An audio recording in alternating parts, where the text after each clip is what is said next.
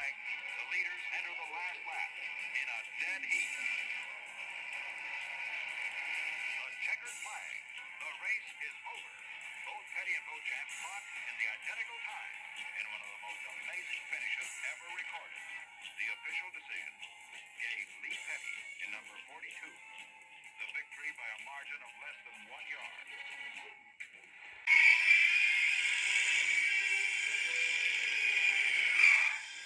Hey, Doc, you better back up. We don't have enough road to get up to 88. Roads? We're going, we don't need roads. Hey, Marty! Look, Marty! Marty, I wanted to show you these new matchbooks for my auto detailing I had printed up. Like the DeLorean?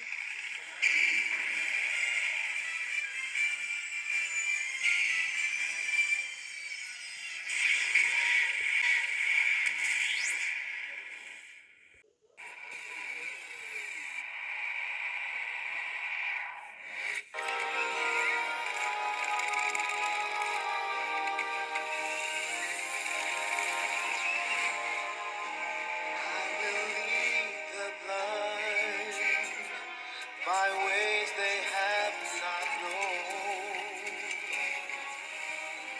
a long unfamiliar path, I will guide them. I will turn the darkness into light before them and make the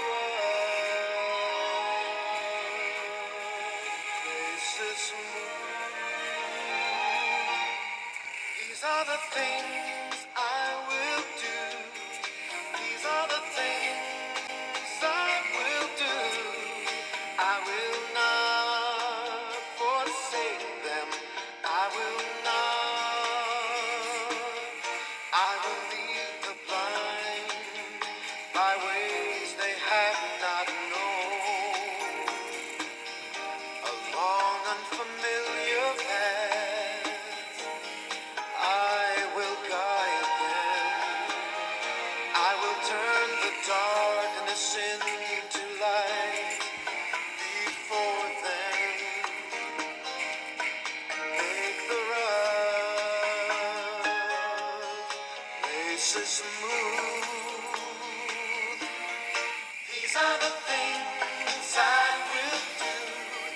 These are the things I will do. I will not forsake them. I will not. Oh. Hang on, buddy, I'm coming.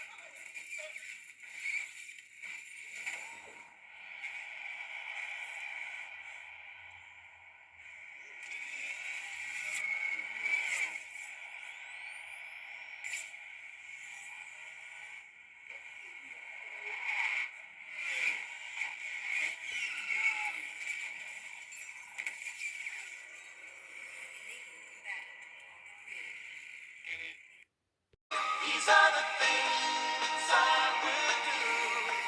These are the things I will do. I will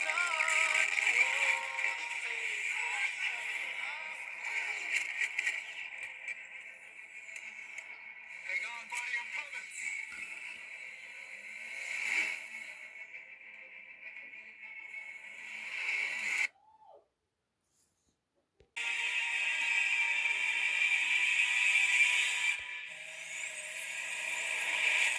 All right, Isaiah 42:6. I, Lord, have called you into righteousness. I will take hold of your hand. I will keep you, and I will make you to be a covenant for the people, and a light for the Gentiles. That's us around the world. Everybody around the world. What ways would the servant be a light for the Gentiles? Well, the Lord's servant is the Messiah, Israel, in its ideal form. Also found in Isaiah 49:3. He would be welcome on not only Jews, but also Gentiles into the family of God. He is Christ who died for the sins of all humanity, fulfilled God's purpose of reaching out to the whole world through the chosen people and through his promised Messiah.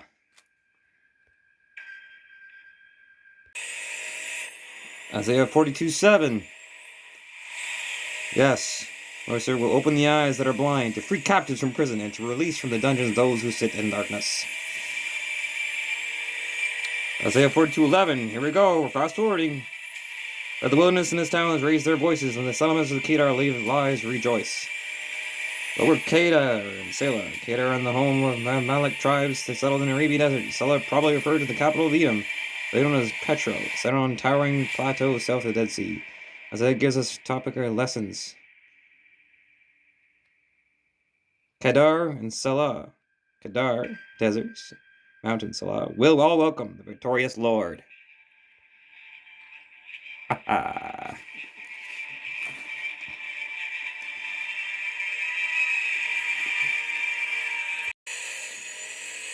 Isaiah 42:14. Fast forwarding. For a long time, God says, I have kept silent, I have been quiet and held myself back. But now, like women in childbirth, I cried out, I gasped and pant. Why was God silent for so long for the Israelites? Lord stood by his people and went into captivity. Perhaps he felt the tension of a parent who must punish a beloved child out of love. After the period of silence, God's inaction, he would again express himself mightily, crying out in judgment against Babylon and causing miraculous restoration of his people. Amen.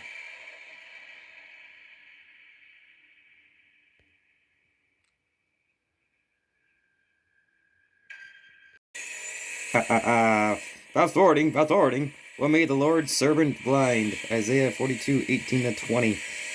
Yes, Israel, blind and deaf. Hear you deaf, look and you blind see. Who is blind by my servant? Deaf like a messenger I send. Who is blind like the one in the covenant with me? Blind like the servant of the Lord. Well, so what caused this? The servant in this context was Israel as a nation. And the blindness was their willingness, resistance to see and believe the truth. God had earlier predicted the blindness and deafness of his people. These verses express not only God's frustration, but also his determination to turn the darkness into light. Yeah. Darkness into light.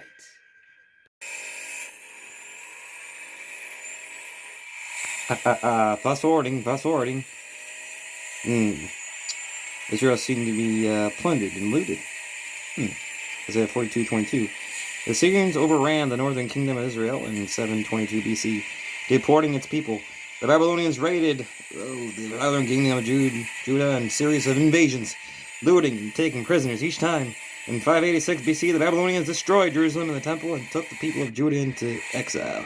Thus, the nation of Israel was not only looted, but the people themselves were made loot, being taken by force from their homeland. That's not good.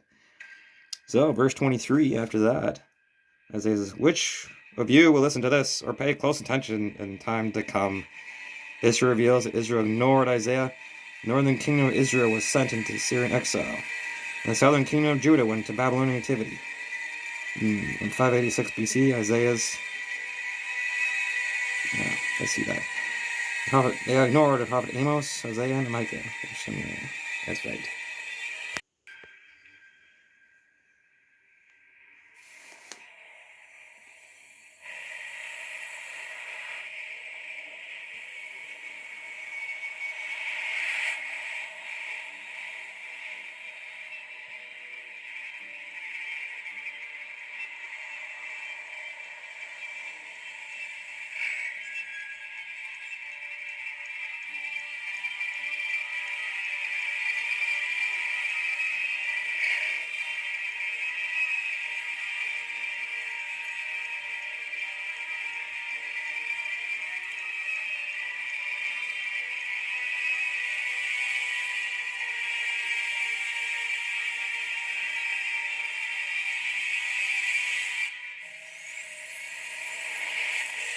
Alright, 0 to 400. Supposed to do this in 42 seconds. Here we go. Isaiah 42, the servant of the Lord. Here is my sword. Here is my servant, whom I uphold, my chosen one, in whom I delight. I will put my spirit on him, and he will bring forth justice to the nations. Who was God's servant? At first glance, it seems that this servant might refer to King Cyrus of Persia. Whoa, God had already talked of using one from the east for his purposes, and Cyrus did so great things to redeem God's people. He set them free to help them restore their homeland. However, through Cyrus, delivered the Israelites from Babylon, yes he did, he stands as a mere prototype of an anointed ruler to come who will deliver the world from bondage to sin. Many Jewish scholars see the servant of Israel itself, suffering the sins of humanity. To some extent, this fits. For example, the servant is identified name as Jacob. Christians have always understood the servant to be Jesus Christ. In fact, at Jesus' baptism, a divine voice alluded to Isaiah 42:1, saying, "This is my son, whom I love, with whom I am well pleased." Also found in Matthew. For a translation from Hebrew to Greek, with him I am well pleased, is the same as in whom I delight.